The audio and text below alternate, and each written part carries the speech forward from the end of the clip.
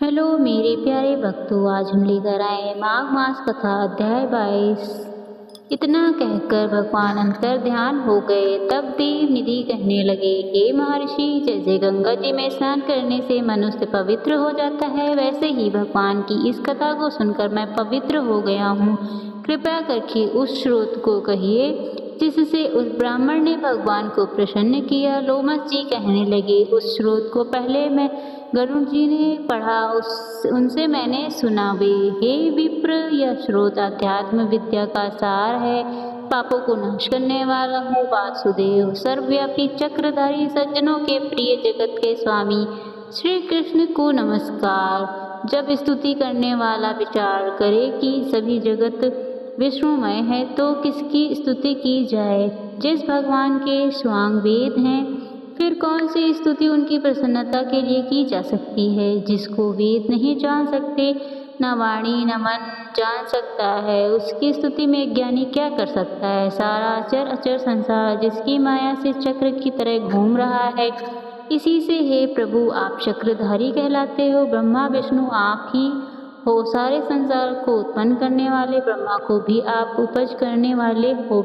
जब जीव शरीर को धारण करता है तब उसमें ज्ञान उत्पन्न होता है। तुम सब सुखों के दाता हो, इसमें कोई संदेह नहीं है। आपसे संपूर्ण सुखों को देने वाली बुद्धि उत्पन्न होती है। आप ही 5 कामेंद्रियां, पंच महाभूत तथा मन के विविध भाव हो। ब्रह्मा विष्णु रुद्र की कल्पना से आप संसार की कल्पना इसी प्रकार करते हो जैसे पिता पुत्री की कवियों में जो रूप शोभा देता है। उन निर्गुण विष्णु भगवान को मैं नमस्कार करता हूँ, जिनमें ज्ञान रखने में श्रुतियों में कहे हुए कर्मों को लोग करते हैं। उस परम ब्रह्मा को मैं नमस्कार करता हूँ। मैं उस सतरूप हरि को, जिसको योगी लोग सब प्राणियों में आत्म रूप में देखते हैं, उपासना करते हैं, जिसको अद्वैत कहते हुए गाते हैं, यह यज्ञ करते हैं, उस माधव भगवान को मैं नमस्कार करता हूँ। मनुष्यों को माया जाल तथा मोह में पैदा हुए विचित्र आभास, अहंकार तथा ममता को जानकर खो देते हैं, उन भगवान को मैं नमस्कार करता हूँ। संसार में मनुष्यों के मोह रूपी वायु से सदा भय भगने वाले ज्वाला आपके चरण कमल की छाया पहुँचने से नहीं जलती, जिसके स्मरण मात्र से मोह, अज्ञान, रोग, दुख दूर हो जाते हैं, उस अत्यंत रूप को मैं नमस्कार करता हूँ, जिसमें मिल जाने पर और किसी दूसरे की इच्छा नहीं रखती, जिसको जानकर अद्वैतवादी आत्मा को देखते हैं। यदि विष्णु शब्द का अर्थ और उसके विषय का ज्ञान एक ही होता है तो इस सत्य से, हे माधव, इन संसार की माया में फंसकर तेरे ही ध्यान में रत रहता। यदि वेदांत दर्शन में भगवान सारे संसार में व्याप्त है तो इसी सत्य से भगवान में भरी निर्विघ्न भक्ति हो। जो बीज नहीं है, जो भी बिना बीज के स्वयं विद्यमान है, सो वह विष्णु भगवान रूपी रंग में हमारे बीज के टुकड़े टुकड़े को, जो सृष्टि स्थित तथा लय के लिए ब्रह्मा विष्णु महेश 3 रूप धारण करते हैं और कार्य में सत, रज और मम इन तीनों गुणों में विद्यमान है, वह भगवान मुझ पर प्रसन्न हो जाए तो प्राणियों के हृदय रूपी मंदिर में निर्मल देव वास करते हैं।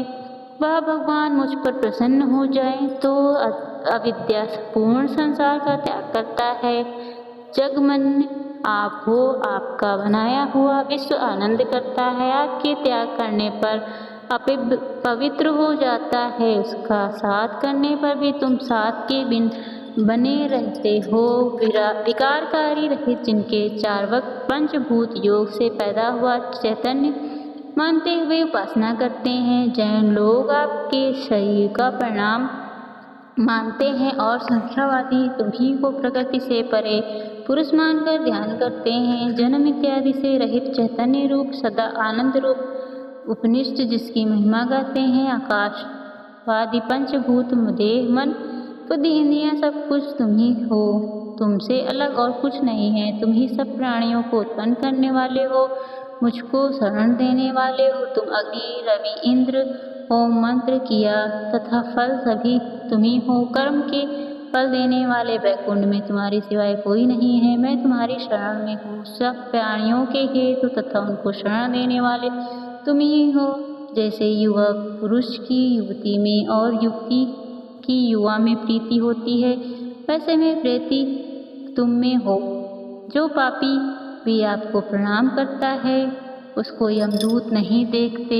जैसे उल्लू सूर्य को प्रत्येक पाप मनुष्य को उस समय तक ही सुख देते हैं जब तक आपको चरण कमलों का सहारा नहीं लेता। जिसको गुण जाति धर्म को स्पर्श नहीं कर सकते, गतियों भी स्पर्श नहीं करती, जो इंद्रियों के वशीभूत नहीं है, जिनका बड़े बड़े मुनि लोग साक्षात नहीं कर सकते, उन भगवान को मैं नमस्कार करता हूँ। जितने ज्ञान रूपी कुछ सुंदर गुण हैं, जिन्होंने सुख स्वरूप मोक्ष रूपी लक्ष्मी का आलिंगन किया, उन्होंने आत्मस्वरूप सुख भोगा है। जिन्होंने स्वयं ध्यान रूप में मृत्यु को वश में कर लिया है, ऐसे मुनियों से सेवित भगवान को नमस्कार। जो जन्मादि से अलग है, जिनको काम क्रोध आदि दोष सुख दुख नहीं देते, उन वासुदेव भगवान को मैं नमस्कार करता हूँ। इस प्रकार उसकी सच्ची भक्ति को देखकर भगवान प्रसन्न होकर उस ब्राह्मण को दर्शन दिए और ब्राह्मण की स्तुति से प्रसन्न होकर तथा उसको वरदान देकर भगवान अंतर ध्यान हो गए और वह ब्राह्मण कृतकृत्य होकर भगवान में लीन हो गया और शिष्यों के साथ स्रोत बढ़ता हुआ तपोवन में रहने लगा। जो कोई स्रोत को पढ़ता है अथवा सुनता, उसकी बुद्धि पाप में नहीं लगती और ना ही बुरा फल देखता है। इसके कीर्तन से मनुष्य की बुद्धिमन तथा इंद्रियां स्वस्थ होती हैं। जो भक्ति पूर्वक इसके अर्थ को विचार कर इसका जप करता है, वह वैष्णव पद को प्राप्त होता है।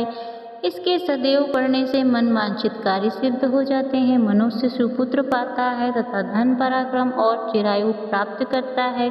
इसके पाठ से बुद्धि धर्म यश कीर्ति तथा ज्ञान धर्म बढ़ते हैं। दृष्ट ग्रहों की शांति होती है। यह व्याधियों व अनिष्टों को दूर करता है, दुर्गति से तारता है। इसके पढ़ने से सिंह व्याध चोर दूत देव पिशाच और राक्षस का भय नहीं रहता। जो भगवान का पूजन करके इस स्रोत को पढ़ता है वह पापों से ऐसे ही अलग रहता है जैसे जल पंख से कमल। जो इस स्रोत को एक काल, दो काल या तीन काल पढ़ता है वह अक्षय फल प्राप्त करता है। जो मनुष्य प्रातः काल इस स्रोत का पाठ करता है वह इस लोक और परलोक में अक्षय सुख पाता है।